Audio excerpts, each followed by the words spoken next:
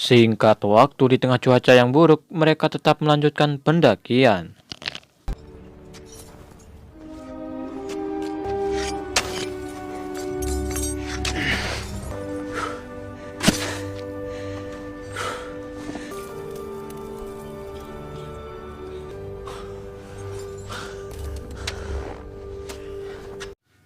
Dan benar saja, Willy sudah terlihat kesakitan dan tak mampu melangkah lebih jauh.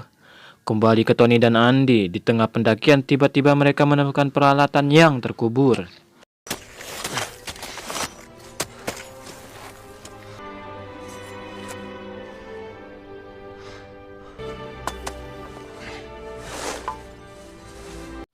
Betapa kagetnya mereka saat menemukan mayat sahabatnya yang selama ini belum ditemukan. Dan dengan bantuan Eddie, mereka pun menurunkan mayat tersebut.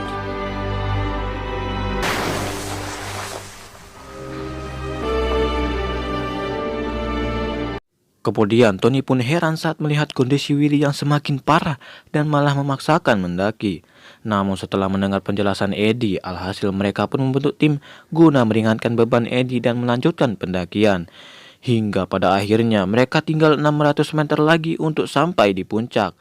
Tapi tiba-tiba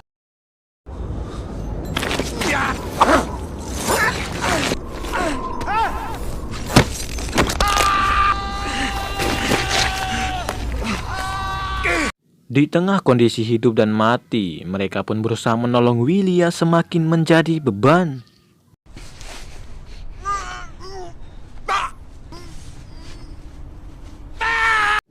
Melihat kondisi Willy yang semakin parah, Tony pun memutuskan untuk turun dan mengevakuasi si beban Willy. Akan tetapi, keputusan Tony langsung ditentang oleh Andy yang berambisi menaklukkan puncak gunung itu. "Ton, please deh Ton, tinggal 600 meter lagi. Suruh aja si Eddie dan si Willy untuk menunggu dan turun bareng." Namun setelah perdebatan yang terjadi, akhirnya Andy mengerti bahwa puncak bukanlah segalanya. Ia pun menuruti Tony untuk mengevakuasi si beban Willy agar tidak modal di tempat ini. Di sisi lain, Henry tiba-tiba mendapatkan kabar dari atasannya bahwa misi pendakian sudah dibatalkan. Dikarenakan pendakian itu molor berhari-hari akibat cuaca yang buruk. Dan dengan mata dosnya, Henry mengajak Lois untuk pulang ke Berlin dan menyerahkan nasib para pendaki di tangannya masing-masing. Mendengar hal itu, jelas saja Lois sangat khawatir dengan keadaan teman-temannya. Singkat waktu di keesokan harinya, cuaca masih saja buruk dan mempersulit para pendaki untuk turun sambil mengevakuasi si beban Willy.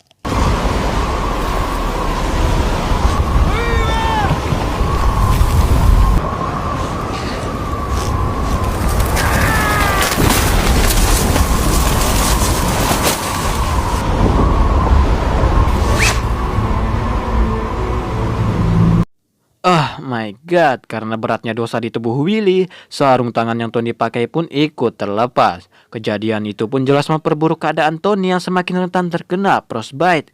Sambil menahan dingin yang semakin edan, Tony terus berusaha menurunkan Willy agar mereka cepat sampai di kaki gunung. Namun naasnya, badai yang semakin hebat akhirnya memaksa mereka untuk kembali berlindung sampai esok hari.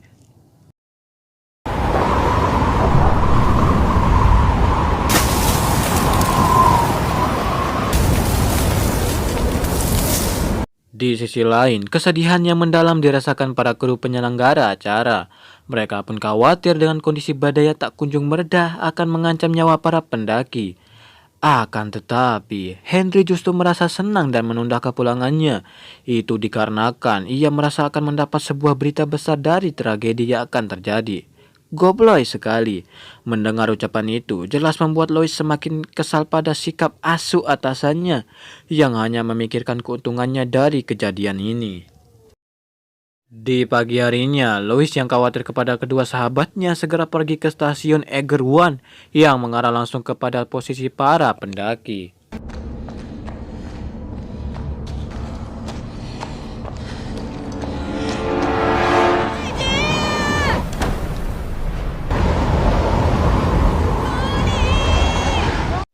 Di tengah badai, Lois pun berusaha memanggil dua sahabatnya itu. Namun petugas yang melihat Lois berteriak di tempat yang salah segera mengajak Lois ke celah yang lebih dekat dengan posisi para pendaki. Setibanya di celah tebing, Lois pun segera berteriak seedan-edannya.